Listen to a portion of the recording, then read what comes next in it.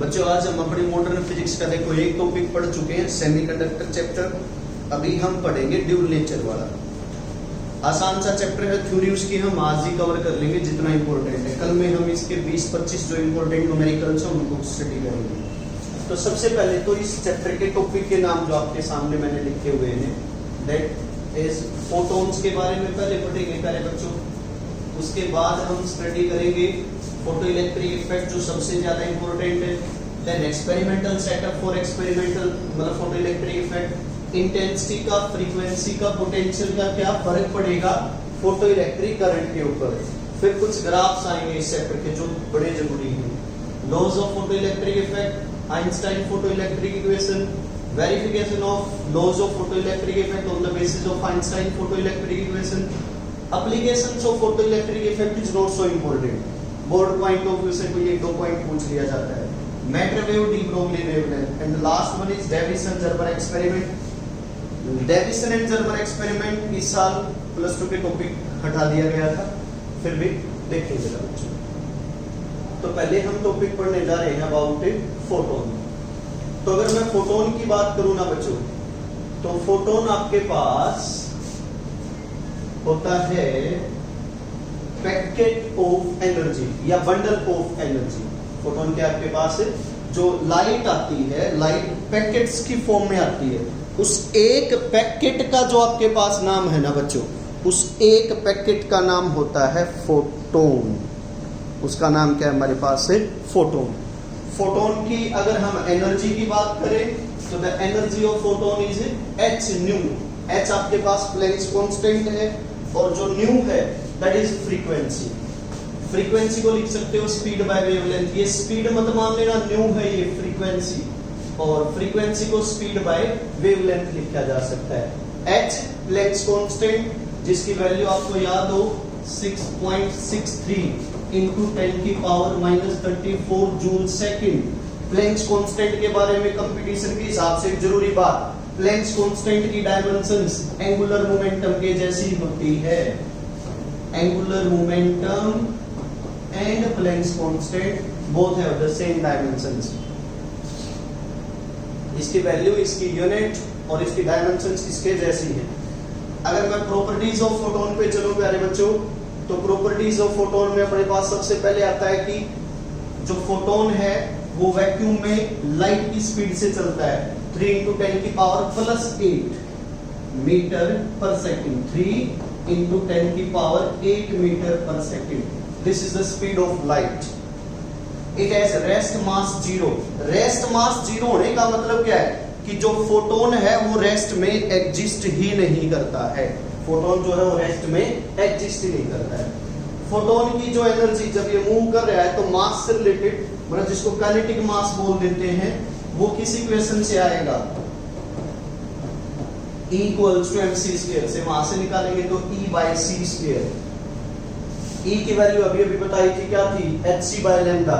तो E की जगह पे रखोगे hc/λ, एक c से एक c कैंसिल हो जाएगा तो h/c⁴। ये इसका काइनेटिक मास, मतलब जब ये मूव कर रहा होता है तो रेस्ट में ये होता ही नहीं है। उसके बाद हम बात करें मोमेंटम, तो E/c है इसकी मोमेंटम। क्या है प्यारे बच्चों? E/c। कैसे? मोमेंटम होता है मास इनटू वेलोसिटी। मास कितना है? E/c²।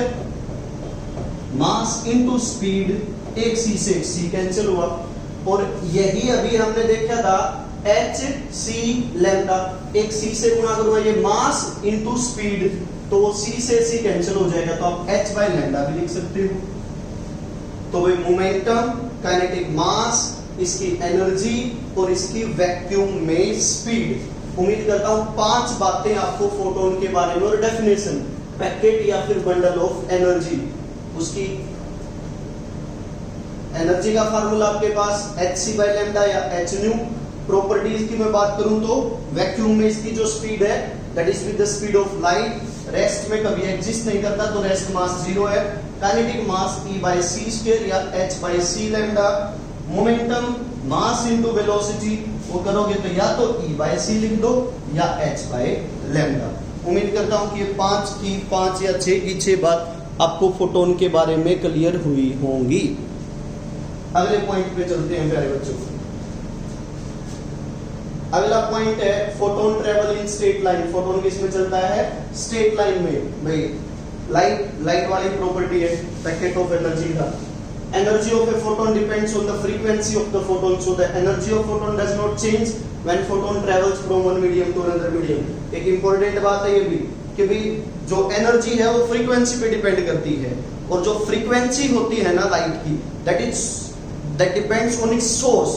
सोर्स क्या है? तो सोर्स से जो फोटोन्स निकले, अब वो किसी भी मीडियम में जाए जिसमें से वो ट्रेवल कर रहे हैं, मीडियम बदलने से सोर्स तो नहीं बदलेगा ना, और सोर्स नहीं बदलेगा तो फ्रीक्वेंसी नहीं बदलेगी, फ्रीक्वेंसी नहीं बदलेगी तो एनर्जी नहीं बदलेगी। तो इसमें जो छठा पॉइंट लिखा है वो यही है कि जो फोटोन की एनर्जी है वो फ्रीक्वेंसी पे डिपेंड करती है, और मीडियम के बदलने से फ्रीक्वेंसी नहीं बदलती।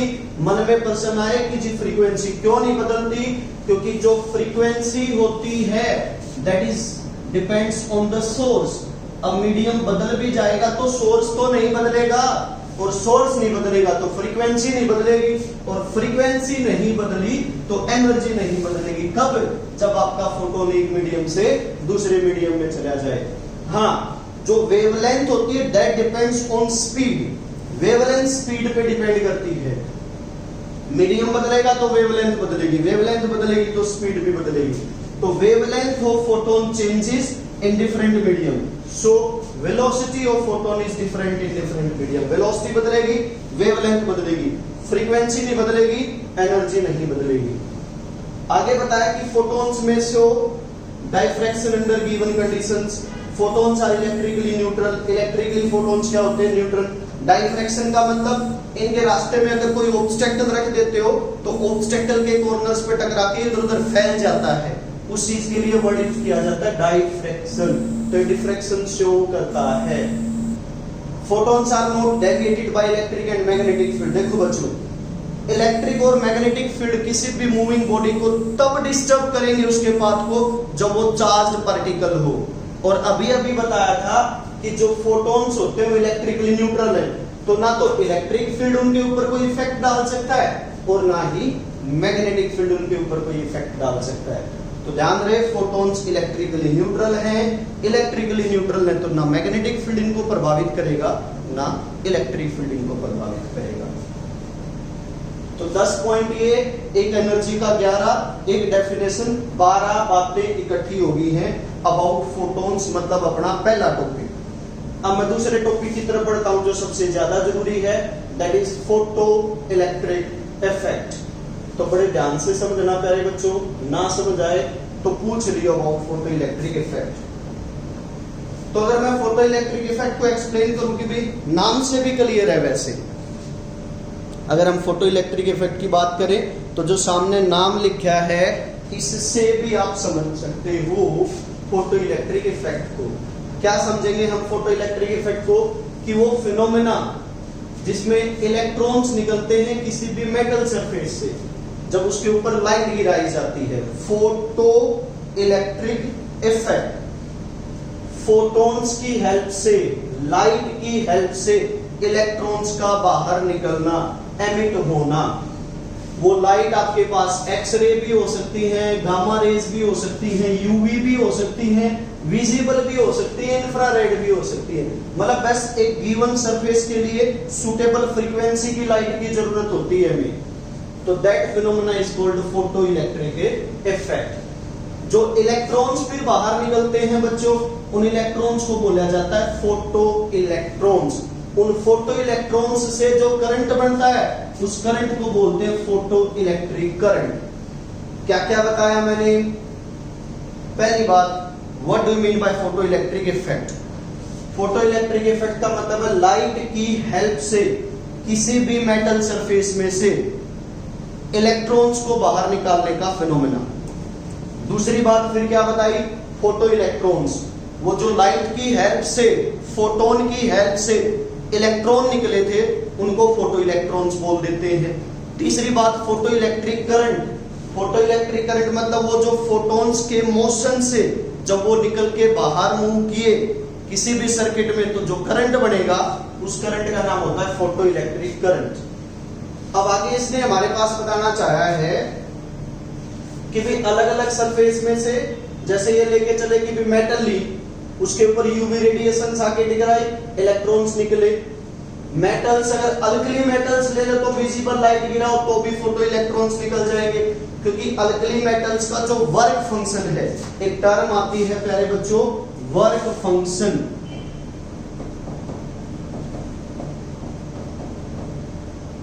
या फिर आप एक वर्ड यूज कर सकते हो, वैसे आगे आएगा थ्रेशोल्ड फ्रीक्वेंसी। तो वर्क फंक्शन का मतलब है कि जो लाइट गिर रही है उसकी मिनिमम कितनी एनर्जी ले फोटो इलेक्ट्रॉन्स को बाहर निकालने के लिए। तो अल्कली मेटल्स की वर्क फंक्शन बहुत कम होता है, या इंसिडेंट लाइट की मिनिमम फ्रीक्वेंसी कितनी ले ताकि फोटो इलेक्ट्रॉन बाहर निकल जाए, वो मिनिमम फ्रीक्वेंसी थ्रेशोल्ड फ्रीक्वेंसी कहलाती है।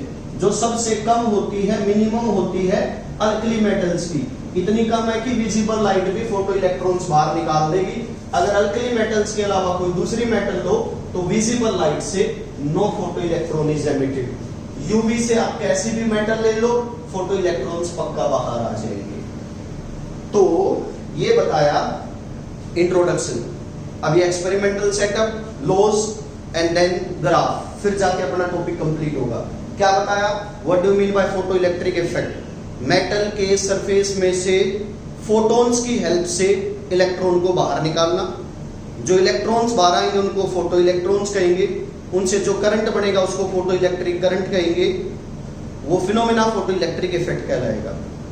किसी भी मेटल सरफेस में से इलेक्ट्रॉन्स को बाहर निकालने के लिए कुछ मिनिमम एनर्जी की रिक्वायरमेंट होती है, उसको आप वर्क फंक्शन बोलते हैं, जो सबसे कम अल्कली मेटल्स के लिए होता है। बाकी मेटल्स यूवी लाइट किसी पे गिरा दो लगभग निकल ही जाता है। तो इंसिडेंट लाइट की एक मिनिमम फ्रीक्वेंसी होनी जरूरी है जिसको थ्रेशोल्ड फ्रीक्वेंसी बोलते हैं, या उसके पास एक मिनिमम एनर्जी होनी जरूरी है जिसको वर्क फंक्शन बोला जाता है। इलेक्ट्रॉन वोल्ट में उसको मेजर करते हैं। अल्कली मेटल्स में विजिबल लाइट भी फोटो इलेक्ट्रॉन्स को बाहर निकाल सकती है। बाकी अल्कली मेटल्स के अलावा आप कोई दूसरी मेटल लेके चलो तो वो photo electric effect show visible light के लिए शो नहीं करेगा, बाकी हाई फ्रीक्वेंसी की रेडिएशंस के लिए वो शो कर देगा। ये बात अब तक पहले बच्चों मैंने बताई थी। अभी हम जो पढ़ने जा रहे हैं दैट इज एक्सपेरिमेंटल सेटअप। तो बड़े ध्यान से समझिए, experimental setup for photo electric effect. ये डायग्राम आपके सामने है। इस डायग्राम में हम क्या लेके चले, आपके पास है ये ट्यूब है, इस ट्यूब में एक क्वार्ट्ज विंडो छोड़ रखी है, एक कैथोड लगा रखा है मेटल का और एक मेटल का एनोड लगा रखा है, साथ में एक बैटरी जोड़ रखी है, एक वोल्ट मीटर जोड़ रखा है, की लगा रखी है, करंट मापने के लिए एमीटर लगाया गया है। यहां ऊपर से फोटोन आके गिरेंगे, यूवी लाइट लेके चले, क्योंकि मैंने कहा ना कि यूवी लाइट लगभग हर एक मेटल के लिए फोटो इलेक्ट्रिक इफेक्ट शो कर देती है। तो इस विंडो के थ्रू कैथोड के ऊपर आके यूवी लाइट गिरी। जैसे ही यूवी लाइट गिरेगी, जो कैथोड बना रखे है ना, ये फोटो सेंसिटिव सब्सटेंस का होता है, और फोटो सेंसिटिव सब्सटेंस पे जब यूवी लाइट आके गिरेगी ना तो फोटो इलेक्ट्रॉन्स निकलेंगे, और फोटो इलेक्ट्रॉन्स किसकी तरफ जाने की कोशिश करेंगे? एनोड। अरे एनोड मतलब पॉजिटिव टर्मिनल, और फोटो इलेक्ट्रॉन्स मतलब नेगेटिव चार्ज। तो नेगेटिव चार्ज किसकी तरफ एक्सेलरेट होगा? एनोड की तरफ। तो जब चार्ज पार्टिकल एक स्पेसिफिक डायरेक्शन में जाएंगे तो क्या पड़ेगा? करंट आएगा। तो इसमें करंट आना स्टार्ट हो जाएगा, उस करंट को बोलेंगे फोटो इलेक्ट्रिक करंट। फिर ये सारी चीजें इसमें देखी गई। अब हम क्या देखेंगे कि इंसिडेंट जो यूवी रेडिएशंस हैं उनकी इंटेंसिटी को बदल के देखते हैं क्या फर्क पड़ेगा, उनकी फ्रीक्वेंसी को बदल के देखते हैं क्या फर्क पड़ेगा। यहां जो बाहर से पोटेंशियल अप्लाई कर रखा है, सेम डायरेक्शन में पॉजिटिव पोटेंशियल अप्लाई करके देखेंगे क्या फर्क पड़ेगा। एनोड पोटेंशियल मतलब नेगेटिव डायरेक्शन में पोटेंशियल अप्लाई करके देखेंगे क्या फर्क पड़ेगा। किस पे फर्क पड़ेगा? दो क्वांटिटी पे, कि जो फोटो इलेक्ट्रिक करंट बढ़ने लग रहा है उसके ऊपर क्या फर्क आएगा, और वो जो इलेक्ट्रॉन्स बाहर निकल रहे हैं उनकी काइनेटिक एनर्जी पे क्या फर्क पड़ेगा। हमें तीन चीजों को वेरी करवा के दो के ऊपर इफेक्ट चेक करना है। वेरी क्या क्या करवाना है? इंसिडेंट लाइट की इंटेंसिटी, मतलब पर सेकंड जो नंबर ऑफ फोटॉन्स गिरने लग रहे हैं वो, पर सेकंड नंबर ऑफ फोटॉन्स मतलब वो जो यूवी रेडिएशन आ रही है, radiation are packets of energy जिनको हम फोटॉन्स बोलते हैं। दूसरी बात, वो जो आ रही है उनकी फ्रीक्वेंसी को बदल के देखेंगे। तीसरी बात, जो सेटअप में हमने बैटरी लगा रखी है उससे पोटेंशियल को अप्लाई करके देखेंगे क्या फर्क पड़ेगा।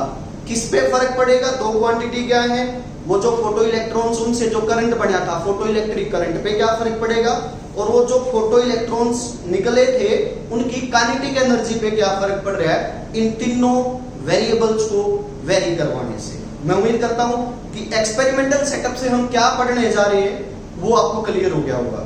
क्या है एक्सपेरिमेंटल सेटअप में, वो बातें समझ आ गई होंगी। वहां से 5-6 ग्राफ बनाएंगे वो भी क्लियर हो जाएंगे। तो समझो प्यारे बच्चों, तो इसने कहा ग्लास, ऊपर एक ग्लास विंडो लगा रखी होती है। Glass transmits only visible and infrared but not UV lights. Quartz transmit UV lights. इसने कहा कि वो क्वार्ट्ज विंडो ही क्यों ली है, सिंपली ग्लास लगा देते तो बोले कि भी ग्लास यूवी रेडिएशंस को पास नहीं होने देता, तो यूवी रेडिएशंस पास नहीं होंगी तो फिर अपना फोटो इलेक्ट्रिक इफेक्ट नहीं आता, इसलिए क्वार्ट्ज का वहां पे विंडो लिया गया था। When light of suitable frequency falls on the metallic cathode, जब आपके पास suitable frequency, ये वर्ड बार बार यूज हो रहा है बच्चों, समझ रही हो, मेटालिक कैथोड के ऊपर गिरता है, जो बोला वही बात है, फोटो इलेक्ट्रॉन्स एमिट होंगे and these photo electrons are attracted towards the positive anode and hence photo electric current is constituted. Electrons निकलेंगे, एनोड की तरफ जाएंगे, एनोड पॉजिटिव होता है तो करंट बनेगा, उस करंट का नाम होगा फोटो इलेक्ट्रिक करंट। फिर क्या बताया था कि अब फर्क देखेंगे क्या फर्क पड़ेगा, किसका, इंटेंसिटी को बदलोगे तो क्या फर्क पड़ेगा, पोटेंशियल को बदलोगे तो क्या फर्क पड़ेगा, फ्रीक्वेंसी को बदलोगे तो क्या फर्क पड़ेगा, एक एक करके डिस्कस करते हैं प्यारे बच्चों। तो क्या देखा गया, आइए जरा। सबसे पहली बात,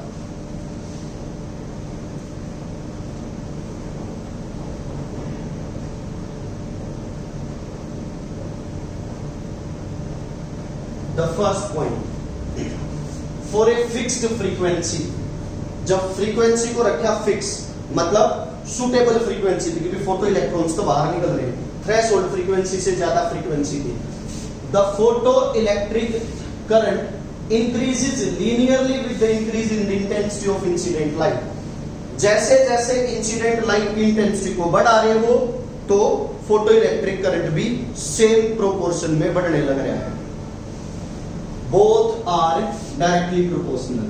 this is photo electric current and this is intensity. Intensity को L से दर्शा दिया, ल्यूमिनस इंटेंसिटी वर्ड यूज कर लेते थे, वहां L आता था इसीलिए दर्शा दिया कि भी करंट और इंटेंसिटी में आप कंफ्यूज मत हो। कुछ जगह स्मॉल आई कैपिटल आई लिखा होता, बट अच्छी बात है कि L वर्ड यूज कर लिया, आप कंफ्यूजन ही दूर। इंटेंसिटी के लिए L और करंट के लिए I, तो बोथ आर डायरेक्टली प्रोपोर्शनल। दूसरी बात, effect of potential in the photo electric current, उसमें क्या कहा प्यारे बच्चों, मतलब पहला फैक्ट समझ आ गया, इंटेंसिटी मतलब नंबर ऑफ फोटॉन्स जो गिरा रहे हो उनको वेरी करवाओगे तो क्या फर्क पड़ेगा। उम्मीद करता हूं कि क्लियर होगी प्यारे बच्चों बात। दूसरी बात, फिर ये बात ना हर बार जरूरी है, मैं बार बार कह रहा हूं, for a fixed frequency, frequency को फिक्स कर रखा है और वो फ्रीक्वेंसी थ्रेशोल्ड से ज्यादा होनी चाहिए। द इंटेंसिटी मतलब फ्रीक्वेंसी और इंटेंसिटी की fix. The photoelectric current increases with increase in the positive potential applied to the anode.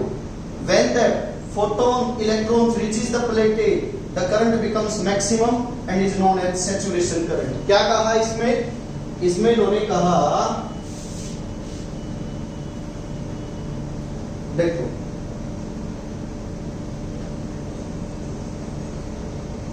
दो बातें आएंगी, पहले positive potential then negative potential.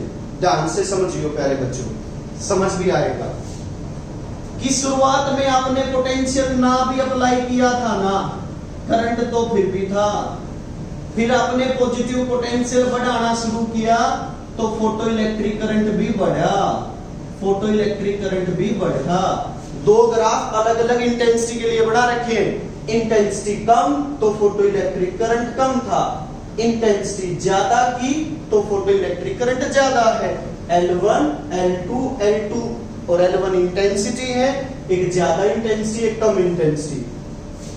तो पॉजिटिव पोटेंशियल जब बढ़ाया तो फोटो इलेक्ट्रिक करंट बढ़ा, एक लिमिट तक बढ़ा, उसके बाद हो गया फिक्स, उसको बोल दिया सैचुरेशन करंट कि भैया सैचुरेशन आ गया।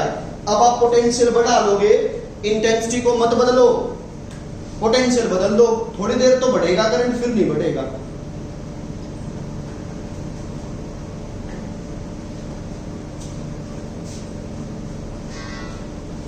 अब अगली बात, व्हेन पोटेंशियल इज डिक्रीज, जब पोटेंशियल को डिक्रीज करवाना शुरू कर दिया, नेगेटिव साइड ले जाना शुरू कर दिया, the current decreases but does not become zero at the zero potential.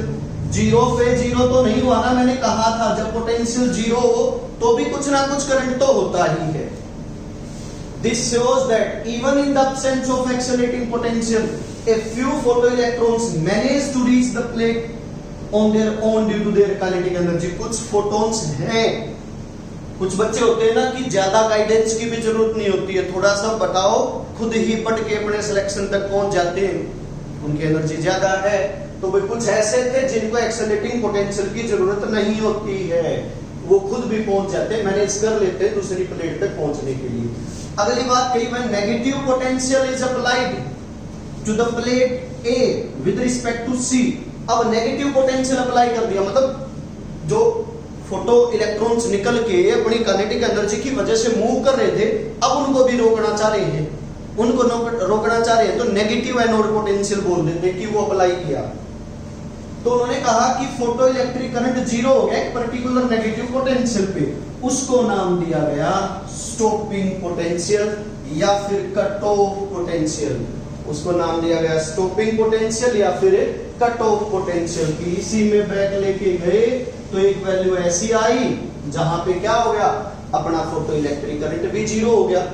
उसको क्या नाम दिया गया, फिर उसको नाम दिया गया प्यारे बच्चों स्टॉपिंग पोटेंशियल या फिर कट ऑफ पोटेंशियल। एक जरूरी बात लिखी, intensity of incident light does not affect the stopping potential. जैसे दो अलग अलग इंटेंसिटी है, मान लो फ्रीक्वेंसी सेम होती दोनों की, तो क्या पाया गया कि स्टॉपिंग पोटेंशियल तो क्या था, सेम। हाँ, इनकी फ्रीक्वेंसी अलग अलग होती तो फिर स्टॉपिंग पोटेंशियल भी अलग आता।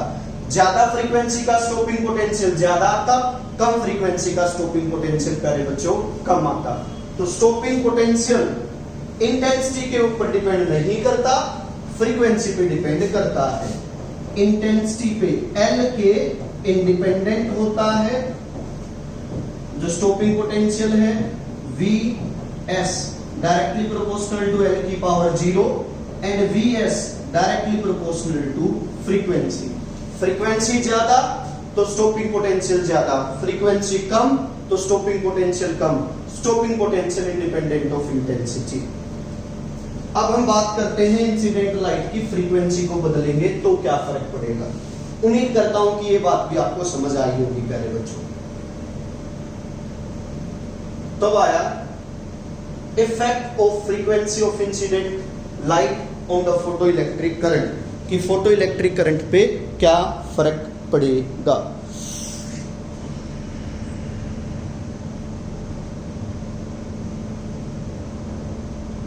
ओ भाई रिकॉर्डिंग ना चल रही, रिकॉर्डिंग ना चल रही।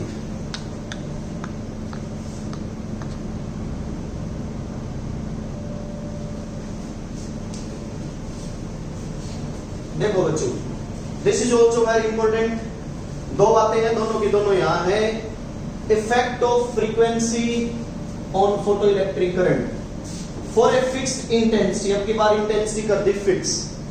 The photo electric current does not depend on the frequency, कोई लेना देना ही नहीं था, because photo electric current simply depends on the number of photons, कि कितने एमिट होते हैं, फोटॉन्स कितने एमिट हो रहे हैं, उस पे डिपेंड करता है। और उसका प्यारे बच्चों एनर्जी या फ्रीक्वेंसी से कोई लेना देना नहीं होता। हाँ, एक बात जरूरी होती है, यहां लिखनी भी चाहिए थी, अबो थ्रेशोल्ड फ्रीक्वेंसी, अबो थ्रेशोल्ड फ्रीक्वेंसी मतलब मैं मान लो फ्रीक्वेंसी और करंट के बीच का ग्राफ बनाता हूं तो वो इंडिपेंडेंट है, बट वो जो फ्रीक्वेंसी है वो थ्रेशोल्ड से ज्यादा हो, क्योंकि जब तक थ्रेशोल्ड के बराबर ना हो लेगी तब तक तो करंट आता ही नहीं है बच्चों। अगला आया effect of frequency on the stopping potential. अब एक बात देखो, जितनी ज्यादा एनर्जी फ्रीक्वेंसी की लाइट गिरेगी उतनी ज्यादा उसकी एनर्जी होगी। ज्यादा एनर्जी होगी तो कुछ तो वर्क फंक्शन में खर्च होगी, बाकी उसको काइनेटिक एनर्जी देगी, और वो काइनेटिक एनर्जी ही थी जो उसको दूसरे एंड तक पहुंचा रही थी, और उसे रोकने के लिए anode potential negative potential apply करना पड़ रहा था। ज्यादा फ्रीक्वेंसी होगी तो काइनेटिक एनर्जी ज्यादा होगी, आपको ज्यादा पोटेंशियल अप्लाई करना पड़ेगा उस फोटो इलेक्ट्रॉन को रोकने के लिए, क्योंकि स्टॉपिंग पोटेंशियल का मतलब ही है कि जहां पे फोटो इलेक्ट्रिक करंट जीरो हो जाए।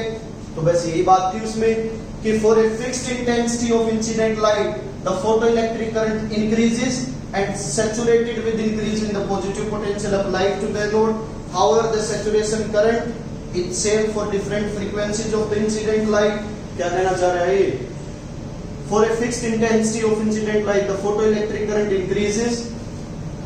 Intensity के साथ तो बढ़ता है, and it's saturated with the potential, और potential को बदलो तो saturation आ जाता है। मतलब पहले तो वो दो फैक्ट एक्सप्लेन करने की कोशिश की है इसने कि भाई अगर इंटेंसिटी को आप बढ़ाते हो तो फोटो इलेक्ट्रिक करंट बढ़ता है, और पोटेंशियल पॉजिटिव पोटेंशियल बढ़ाते हो तो सैचुरेशन आ जाता है। पता नहीं ये पॉइंट क्यों लिखा, फिर भी लिखा तो मैंने एक्सप्लेन कर दिया। हम अपनी बात पे चलते हैं।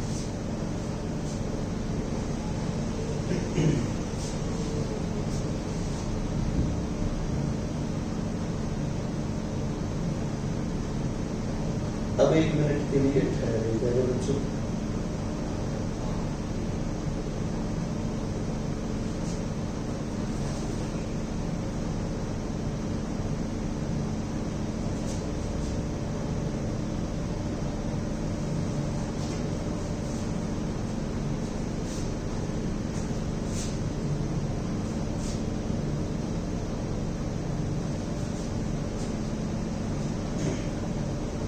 देखिए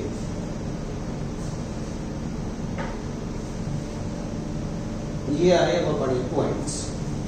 However, the saturation current is same for different frequencies of the incident light. ये पॉइंट भी हो गया था कि saturation current फ्रीक्वेंसी के इंडिपेंडेंट होता है। ये अलग अलग फ्रीक्वेंसी की लाइट ली आपने, ν1 ν2 अलग अलग फ्रीक्वेंसी, ν2 ज्यादा, तो क्या देखे आप कि सैचुरेशन करंट तो अलग अलग था ही नहीं, दोनों का सेम था।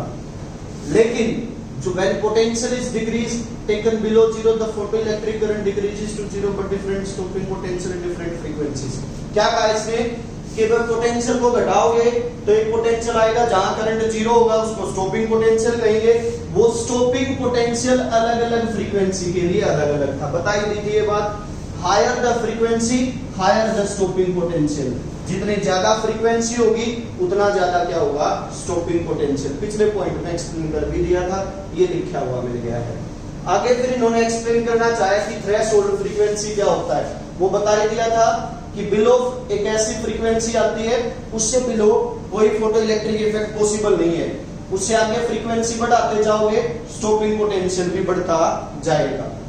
इसी के ऊपर बेस आते हैं laws of photo electric effect. Total 6 नियम सीखेंगे प्यारे बच्चों, 6 के 6 बड़े ध्यान से समझने की कोशिश करना, ना समझ आए तो पूछ लियो। 6 पॉइंट है टोटल फोटो इलेक्ट्रिक इफेक्ट, जो अभी पढ़े हैं सारे वही पॉइंट सही होंगे, अंग्रेजी में उन पॉइंट्स को एक्सप्लेन किया है। वैसे सबसे पहले आया for a given substance there is minimum value of frequency of incident light called threshold frequency below which no photoelectric emission is possible, however intensity of incident light may be।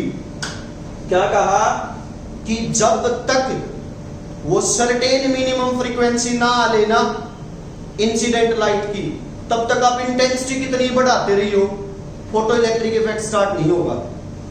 Threshold frequency आना जरूरी है। Number of photons कितने ही गिरा लियो, current नहीं आएगा। First point ये आया। फिर आगे बताया the number of photoelectron emitted per second is directly proportional to the intensity of incident light provided that frequency is about threshold frequency. कि जो नंबर ऑफ फोटो इलेक्ट्रॉन्स निकलेंगे वो डायरेक्टली प्रोपोर्शनल होगा इंटेंसिटी के। Intensity ज्यादा तो number of photo electrons ज्यादा। इसका मतलब तो यही हो गया ना कि about threshold frequency photo electric current depend करता है इंटेंसिटी पे।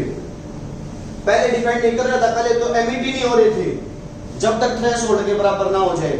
उसके बाद फिर फोटो इलेक्ट्रॉन्स जो है वो इंटेंसिटी पे डिपेंड करेंगे, डायरेक्टली प्रोपोर्शनल। जो मैक्सिमम काइनेटिक एनर्जी है फोटो इलेक्ट्रॉन्स की वो फ्रीक्वेंसी पे डिपेंड करती है, बट फ्रीक्वेंसी थ्रेशोल्ड से ज्यादा हो और वो इंटेंसिटी के इंडिपेंडेंट होती है प्यारे बच्चों। क्या?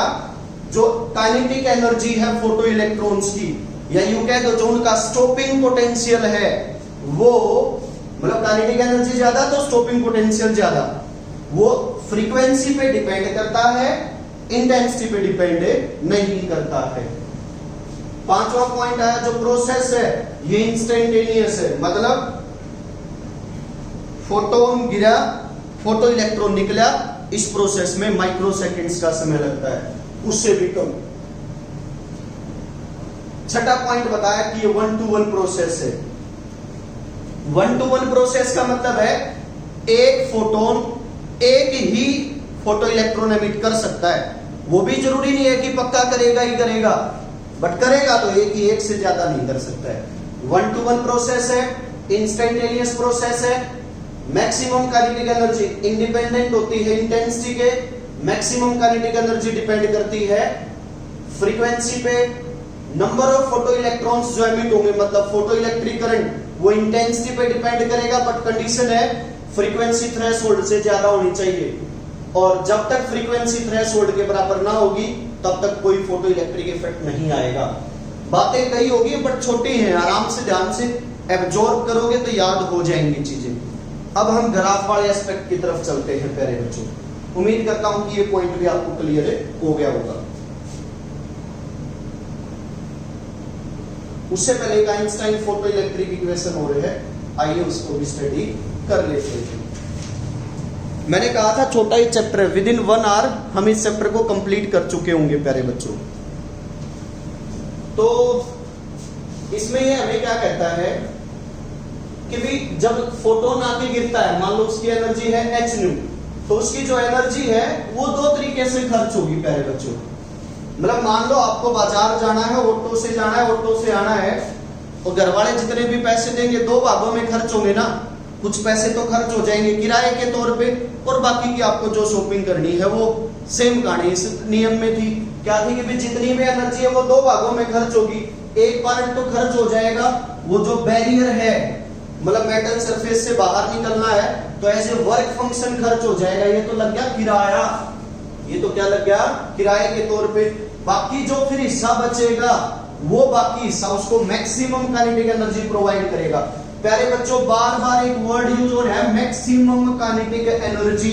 इसका भी महत्व है कि मैं मैक्सिमम वर्ड ही क्यों यूज कर रहा हूं, सिंपल काइनेटिक एनर्जी वर्ड क्यों नहीं यूज हो रहा है। अभी करता हूं उस बात को भी एक्सप्लेन, थोड़ा सा समझे। तो ये एनर्जी इंसिडेंट की, उसने वर्क फंक्शन प्रोवाइड करवाया, प्लस उसने काइनेटिक एनर्जी प्रोवाइड करवाई। तो इंसिडेंट एनर्जी 2 हिस्सों में खर्च होगी, वर्क फंक्शन के तौर पे फाई से दर्शा दिया, and 1 is maximum kinetic energy. ये बता रखा है, डायग्राम से समझाने की कोशिश की है कि भाई फोटोन था, इस एनर्जी का था, गिरा, कुछ वर्क फंक्शन, बाकी मैक्सिमम इतनी हो सकती है। उससे पहले थोड़ी सी ये बात और बता दूं, जो वर्क फंक्शन है ये भी तो एनर्जी है, और वर्क फंक्शन में जो फ्रीक्वेंसी खर्च होती है थ्रेशोल्ड फ्रीक्वेंसी, तो h न्यू नॉट ये maximum kinetic energy and this is frequency. इसी को एक और मैं फॉर्म में लिखना चाहूंगा बच्चों, जो मैक्सिमम काइनेटिक एनर्जी होती है वो होती है EV not, charge into potential difference. Work done ही होता है। मैंने कहा था वो जो बाहर से स्टॉपिंग पोटेंशियल अप्लाई करते हो वो क्या करेगा, उन फोटॉन्स जो निकले थे खुद की काइनेटिक एनर्जी से मूव कर रहे थे, अपोजिट साइड एनर्जी अप्लाई कर दी। तो मैक्सिमम काइनेटिक एनर्जी का फॉर्मूला EV नॉट या VS stopping potential H new minus new not, ये भी लिखा जा सकता था। यहां से स्टॉपिंग पोटेंशियल निकालते तो स्टॉपिंग पोटेंशियल भी निकल के आ जाता आपके पास। यहां से फ्रीक्वेंसी निकालना चाहते तो फ्रीक्वेंसी भी निकल के आ जाता। इस E को उधर उठा ले जाओ तो V equals to H by E nu minus V naught by E। ये एक ग्राफ बन गया बड़ा जरूरी। इसके बीच में स्टॉपिंग पोटेंशियल और फ्रीक्वेंसी के बीच में। This is a very important graph between stopping potential and frequency. कैसा ग्राफ आया?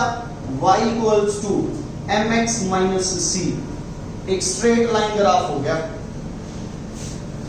y एक्सिस पे स्टॉपिंग पोटेंशियल और x एक्सिस पे फ्रीक्वेंसी। इसका स्लोप है पॉजिटिव h बाई ई, और जो इंटरसेप्ट है y इंटरसेप्ट वो नेगेटिव। तो ये ग्राफ आ जाएगा प्यारे बच्चों। This value is nu by, मतलब न्यू नोट बाय ई, और इसका जो स्लोप है that is h by E. Slope constant है प्यारे बच्चों। ये h हो रहेगा, सॉरी साथ में h बाई ई, h इसके साथ और लिख लिया, यहां होता।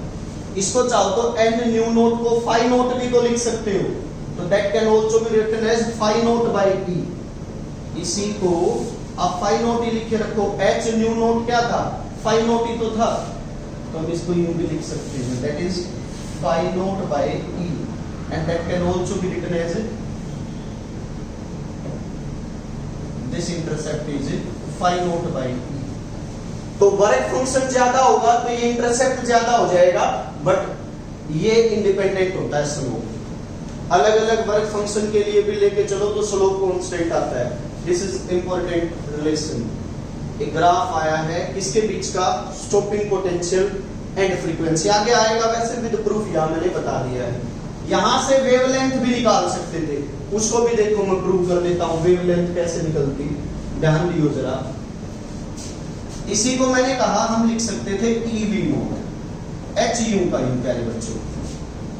फ्रीक्वेंसी को लिख सकते हो, देखो स्पीड होता है फ्रीक्वेंसी इनटू वेवलेंथ, तो फ्रीक्वेंसी हो जाएगा speed by wavelength, speed by wavelength. C common ले लीजिए, ब्रैकेट में रहेगा 1 by lambda minus 1 by lambda note.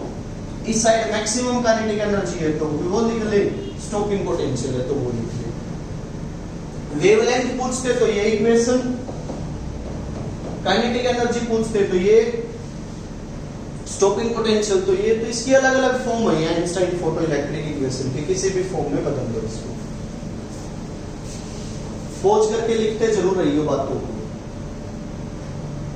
उसके बाद आया ये कुछ वेरिफिकेशन दे रखी है, क्या है आपके पास, उसके बारे में समझ ले, समझाते हैं।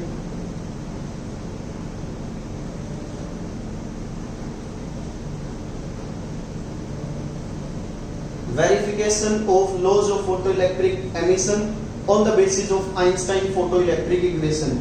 कि आइंस्टाइन की फोटोइलेक्ट्रिक इक्वेशन का यूज करते हुए जो हमने नियम निकाले थे फोटोइलेक्ट्रिक इफेक्ट के, वो एक्सप्लेन करने हैं। क्या आई उनकी एक्सप्लेनेशन? 2-3 की समझा देते हैं, बाकी को आप पढ़ लियो प्यारे बच्चों। सबसे पहले मैंने कहा था ना कि below threshold frequency photoelectric effect possible नहीं है।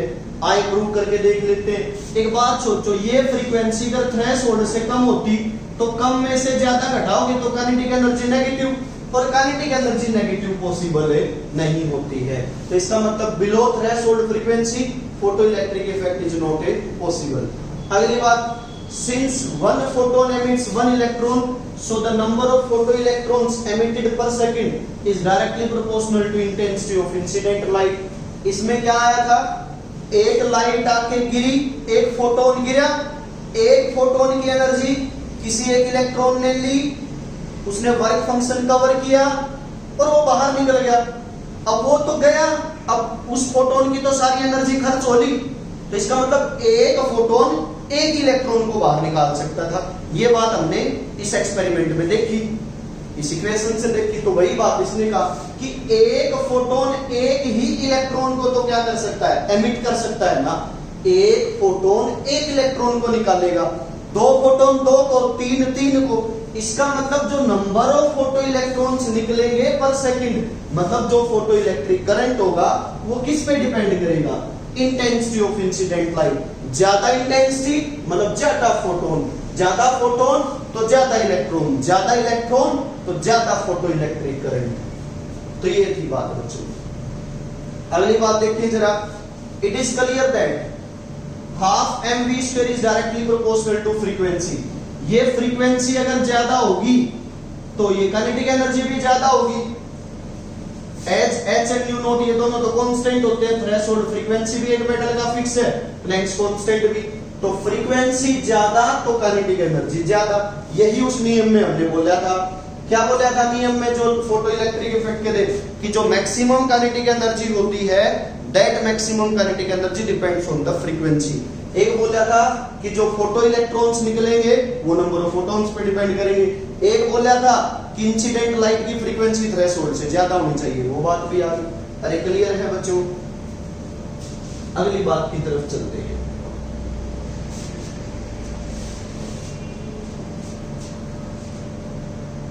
The photoelectric emission is due to collision between photon and electron। वो फोटोन आके टकराए इलेक्ट्रॉन में, कोलिजन की वजह से होता है, और इन दोनों के बीच में बहुत कम टाइम लगता है, इसलिए प्रोसेस कैसी है?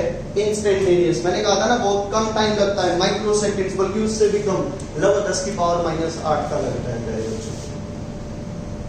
आगे एप्लीकेशंस को आप खुद पढ़ेंगे, इनको देख ले, एक बार स्क्रीनशॉट ले ले कि फोटो इलेक्ट्रिक इफेक्ट की प्रैक्टिकल एप्लीकेशंस क्या क्या हैं। स्कूल पॉइंट ऑफ व्यू से जरूरी हो सकती है बात, बाई चांस पूछ ले तो। उसके बाद आता है dual nature of radiations and matter, एक डेविसन जर्मर एक्सपेरिमेंट। दो टॉपिक रह गए छोटे छोटे, दोनों को करते हैं अभी एक्सप्लेन। बीच में एक छोटा सा प्रश्न रह गया जो मैं बार बार कह रहा था बच्चों कि मैक्सिमम काइनेटिक एनर्जी क्यों लिखा जा रहा है। सुनो तो इस मैक्सिमम के पीछे की कहानी क्या है कि देखो, मान लो आपकी एनर्जी थी इंसिडेंट की 3 इलेक्ट्रॉन वोल्ट, ये इंसिडेंट एनर्जी थी, और मान लो जो वर्क फंक्शन खर्च होना था वो 1 इलेक्ट्रॉन वोल्ट है। तो जो फोटो इलेक्ट्रॉन बाहर निकलेगा उसके पास कितनी काइनेटिक एनर्जी होगी? मन में तो यही बात आई ना कि सर 3 आके गिरी, 1 खर्च होगी तो बची तो 2। जो इलेक्ट्रॉन बाहर निकलेगा, आपने तो यही कहा था कि एनर्जी 2 भागों में खर्च होती है, एक वर्क फंक्शन के तौर पे और बाकी मैक्सिमम काइनेटिक एनर्जी। तो बच्चों मैक्सिमम इतनी हो सकती है, इससे कम भी तो हो सकती थी। क्या पता वो फोटो इलेक्ट्रॉन आता आता कोलाइड कर जाता, कोलिजन से एनर्जी का लॉस हो सकता था। तो 3 आके गिरा, 1 खर्च हो गया, तो जो बाहर निकला उसके पास 2 इलेक्ट्रॉन वोल्ट भी हो सकती है, 1 इलेक्ट्रॉन वोल्ट भी हो सकती है, और क्या पता 0 इलेक्ट्रॉन वोल्ट भी हो जाए, बाकी कोलिजन में खर्च हो जाए। हम तो इतना बोल सकते थे कि 2 से ज्यादा नहीं हो सकती है, 2 से कम कितनी भी मिल सकती है। तो उस वजह से वर्ड यूज किया गया था मैक्सिमम इतनी होगी, इससे कम पॉसिबल है, ज्यादा नहीं है। और कम क्यों पॉसिबल है? क्योंकि वो खर्च हो सकती है, निकलते समय आपका इलेक्ट्रॉन, वो फोटो इलेक्ट्रॉन इधर उधर कोलाइड कर सकता है। चलते हैं बच्चों अपने उस टॉपिक की तरफ।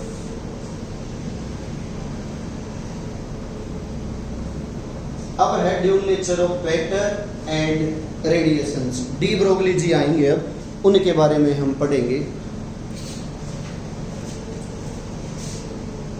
देखिए तो इसमें बताया गया wave theory of electromagnetic radiation explain the phenomena interference, diffraction, polarisation. Light के ना 2 बातें चल रही होती थी, dual nature, particle nature, wave nature.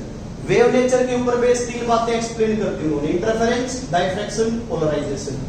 और फिर जो क्वांटम थ्योरी थी जहां पे उसको एक पार्टिकल माना गया था, उसने फोटो इलेक्ट्रिक इफेक्ट एक्सप्लेन किया, कॉम्पटन इफेक्ट एक्सप्लेन किया, ब्लैक बॉडी रेडिएशन इफेक्ट किया, एक्स-रे स्पेक्ट्रा एक्सप्लेन किया। तो इसका मतलब रेडिएशंस का ड्यूल नेचर है। कुछ बातें ऐसी हैं जो पार्टिकल नेचर से एक्सप्लेन हो रही हैं, और कुछ बातें ऐसी हैं जो वेव थ्योरी के ऊपर बेस एक्सप्लेन हो रही है। तो that is dual nature. Louis de Broglie suggested that particles like electron, proton, neutron also have the dual nature। बोले कि भी रेडिएशंस नहीं, जो पार्टिकल्स होते हैं इलेक्ट्रॉन, प्रोटॉन, न्यूट्रॉन, उनका भी ड्यूल नेचर होता है। They can also be particle as well as they have wave nature। दोनों के दोनों नेचर आ सकते हैं। There is no experiment. Matter exists both as particle and a wave. That is either one of the two aspects. मतलब ऐसा कोई experiment अभी नहीं है जिससे दोनों की दोनों बातें आ जाए, एक साथ एग्जिस्ट मान ले। मतलब या एक दूसरे के कंप्लीमेंट्री है, एक दौरान पार्टिकल है तो दूसरी तरफ से वो फिर वेव की तरह बिहेव करेगा। His suggestions were based on, किस बात पे था कि नेचर लॉस सिमेट्री, मतलब उसके पास एक्सपेरिमेंट नहीं था, बस ऐसे उसने कहा था कि नेचर लॉस सिमेट्री, मतलब भाई जब रेडिएशन पार्टिकल की तरह बिहेव कर सकता है तो पार्टिकल भी तो रेडिएशन की तरह बिहेव कर सकता है। पहली बात तो उसने यहां से उठाई कि नेचर लॉस सिमेट्री। दूसरा, the universe is made of particles and radiations and both entities must be symmetrical, कि जो यूनिवर्स है वो पार्टिकल और रेडिएशंस का बना है, तो पार्टिकल और रेडिएशंस का बना है तो वो सिमेट्रिकल होने चाहिए। सिमेट्रिकल मतलब पहले इससे पहले बात होगी थी कि भी रेडिएशन के पास पार्टिकल नेचर भी है, वेव नेचर भी है, तो उसने कहा तो पार्टिकल के पास भी दोनों नेचर होने चाहिए, तो वहां से आया था। क्या कह के उसने फिर एक्सप्लेन किया, चलो चलते हैं इस बात पे। अकॉर्डिंग टू डी ब्रोगली क्या आया प्यारे बच्चों, उसने कहा according to de Broglie a moving particle can associate with a wave, A wave can guide the motion of the particle, वो particle के motion को क्या करेगी, guide. The wave associated with the moving material particle is known as de Broglie wavelength wave या फिर matter wave. Moving particle के साथ जो wave associate होगी उसके दो नाम रखे गए, उसको या तो de Broglie wave या फिर matter wave बोल देते हैं। उसकी wavelength की expression की बात करें तो h by p होती है उसकी wavelength, h by p, h Planck's constant और जो p है प्यारे बच्चों that p is linear momentum।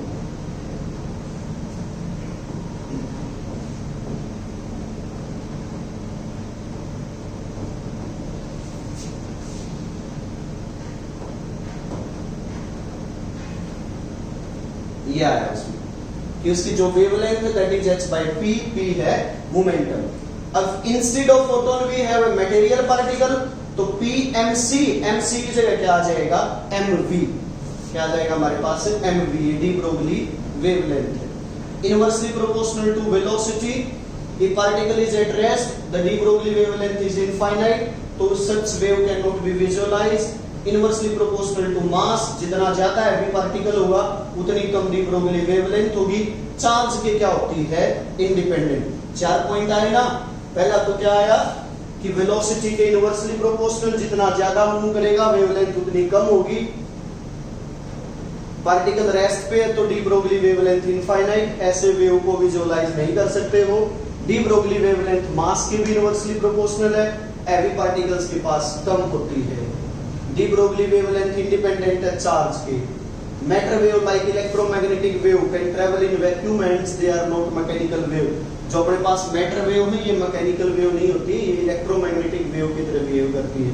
Matter wave are not electromagnetic wave, मतलब वही कहा ना, उनकी तरह बिहेव करती है। दीज आर ना तो ये आपके पास मैकेनिकल वेव है या इलेक्ट्रोमैग्नेटिक, कैटेगरी ही अलग रखते हैं, हमने वेव चैप्टर में पढ़ा भी था। एक मैकेनिकल वेव होती है, एक आपके पास इलेक्ट्रोमैग्नेटिक वेव होती है, एक मैटर वेव होती है। Matter wave are probability waves, amplitude of which give the probability of existence of the particle at that point. Simply एक वर्ड में पूछे तो क्या था कि ये प्रोबेबिलिटी वेव्स होती है जिसका एम्पलीट्यूड बताएगा कि वहां पे पार्टिकल एग्जिस्ट कर रहा है कि नहीं। अब कुछ वेवलेंथ है प्यारे बच्चों, वेवलेंथ का फार्मूला अलग अलग फॉर्म में, थोड़ा सा डार्क डल सा नजर आएगा बट आप समझना जरूर, न्यूमेरिकल्स में हेल्प करेंगे ये फार्मूले आपके। मैंने थोड़ा डार्क करके शो करने की कोशिश की है। डी ब्रोगली वेवलेंथ का फार्मूला अभी अभी आप लोग पढ़ के आए थे कि जो डी ब्रोगली वेवलेंथ है प्यारे बच्चों that equals to h by p। p को क्या लिख सकते हो, mv। मोमेंटम को और काइनेटिक एनर्जी की फॉर्म में लिखते तो काइनेटिक एनर्जी की फॉर्म में मोमेंटम क्या होता है, √2me। तो इसका मतलब वेवलेंथ लीनियर मोमेंटम के इनवर्सली प्रोपोर्शनल, वेवलेंथ वेलोसिटी के inversely proportional, wavelength kinetic energy के रूट के इनवर्सली प्रोपोर्शनल। तो lambda is inversely proportional to 1 by p, inversely proportional to v, inversely proportional to √e। वो थोड़ा सा ध्यान रखना है। इसी से रिलेटेड एक चार्ज पार्टिकल्स अगर दे रखे हो, चार्ज पार्टिकल के साथ एसोसिएट, तो वही काइनेटिक एनर्जी को बदल देंगे। मान लो एक क्यू चार्ज है, V पोटेंशियल डिफरेंस से रिलेट करवा दिया, तो आपको पता है एनर्जी क्या होती है, चार्ज इनटू पोटेंशियल डिफरेंस। क्या होता है, चार्ज इनटू पोटेंशियल डिफरेंस। तो E की जगह पे लिख देंगे, E की जगह पे लिख देंगे QV, E की जगह पे क्या लिख देंगे, QV। अब M, Q और H ये तो एक गिवन पार्टिकल के लिए फिक्स होते हैं, तो सिर्फ बात बची V की। तो अगर मैं इसी का फार्मूला अलग अलग लिखता तो ये 3-4 फार्मूले डायरेक्ट लिख लियो, आपके काम आएंगे। ये तीनों चारों फार्मूले इंपॉर्टेंट है बच्चों, जो अभी आपके सामने आएंगे। तो सबसे पहले तो इलेक्ट्रॉन के लिए, सबसे पहले फार्मूला तो किसके लिए है, इलेक्ट्रॉन के लिए पुट करते। तो ये सारे H प्लैंक्स कांस्टेंट आप जानते हो 6.63 into 10⁻34, और मास की हम बात करें तो मास 9.1 into 10⁻31, क्यों की बात करें तो 1.6 into 10⁻19। ये सारे पैरामीटर्स वैल्यू पुट कर देते तो आपकी वेवलेंथ आ जाती इलेक्ट्रॉन के लिए 12.27/√v, प्रोटॉन के लिए 0.286/√v, ड्यूट्रॉन के लिए 0.202 into 10⁻10 एंगस्ट्रॉम, सबकी यूनिट एंगस्ट्रॉम का ध्यान रहे √v। अल्फा पार्टिकल के लिए 0.101/√v एंगस्ट्रॉम। तो ये सारे के सारे लिखिए एक जगह पे ड्राइव हुए, electron, proton, deuteron, alpha particle. फिर आया D Broglie wavelength associated with अनचार्ज particle. पहले किसके लिए, चार्ज पार्टिकल के लिए। फिर किसके लिए है, अनचार्ज पार्टिकल, मतलब आपके पास है न्यूट्रॉन। न्यूट्रॉन के लिए अगर आप इसका प्यारे बच्चों जो फॉर्मूला पुट करते तो आपके पास आता 0.286 into 10⁻10 metre divide by √v, और v होना चाहिए इलेक्ट्रॉन वोल्ट में। मीटर की जगह एंगस्ट्रॉम भी लिख सकते थे क्योंकि 10⁻10 है, तो आप इसको एंगस्ट्रॉम में लिख दो चाहिए। कर लोगे कि नहीं। एक यहाँ ये गड़बड़ हो रखी है, 10⁻10 और फिर साथ एंगस्ट्रॉम लगा रखा है, ये हटा देना। 10⁻10 लगाओ तो मीटर, ना तो एंगस्ट्रॉम में चलेगा। उसके बाद यहां से एक छोटी सी बात निकालनी चाहिए, energy of thermal neutron at ordinary temperature. मतलब ऑर्डिनरी टेम्परेचर पे अगर कभी भी आप उसकी एनर्जी की बात करो तो वो फिक्स होती है थर्मल न्यूट्रॉन की। उस वैल्यू को पुट करके जब आप सोल्व करते तो E होती है kT के बराबर। तो वही फार्मूले में आता h बाई, क्या होता था फार्मूला बच्चों वेवलेंथ का, lambda equals to h by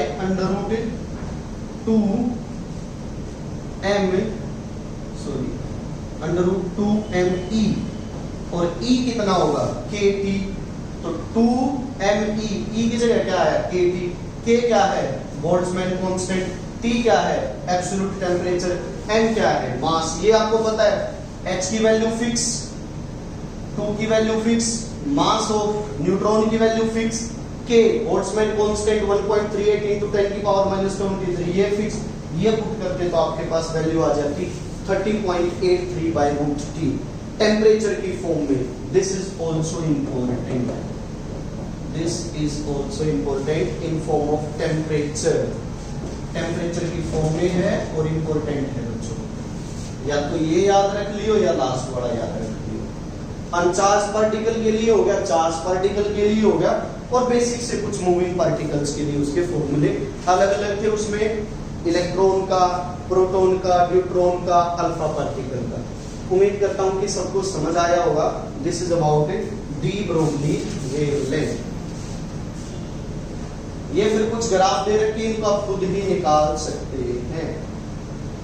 deviation Germer experiment topic मैं छुड़वा रहा हूं कंपटीशन के लिए, वैसे जरूरी नहीं है और स्कूल सिलेबस से हटा रखा है प्यारे बच्चों। तो डेविसन जर्मर एक्सपेरिमेंट, सिर्फ इतना बता दूं, ये ऐसा पहला एक्सपेरिमेंट था जिसने इलेक्ट्रॉन का वेव नेचर एक्सप्लेन किया था। This was the first experiment जिसने इलेक्ट्रॉन का वेव नेचर क्या किया था, एक्सप्लेन किया था। तो ये अपना पूरा एक चैप्टर था जिसका नाम था dual nature of matter and radiations. उम्मीद करूंगा कि 40 या 50 मिनट के लेक्चर में जितना सा भी आप लोगों को बताया गया है सारी बातें आप पढ़ेंगे, इनको याद करेंगे, कॉपी में लिखेंगे, फिर हम इसकी शुरू करेंगे कल के लेक्चर में एक्सरसाइज। छोटा सा चैप्टर था। ऐसे ही कल हम एटम को कवर कर लेंगे, नेक्स्ट डे हम न्यूक्लियाई को भी कवर कर लेंगे। तो अगले 3 दिन में एटम, न्यूक्लियाई और एक ये ड्यूल नेचर कवर करके इस वीक में विद एक्सरसाइज हम मॉडर्न फिजिक्स को समेट लेंगे बच्चों।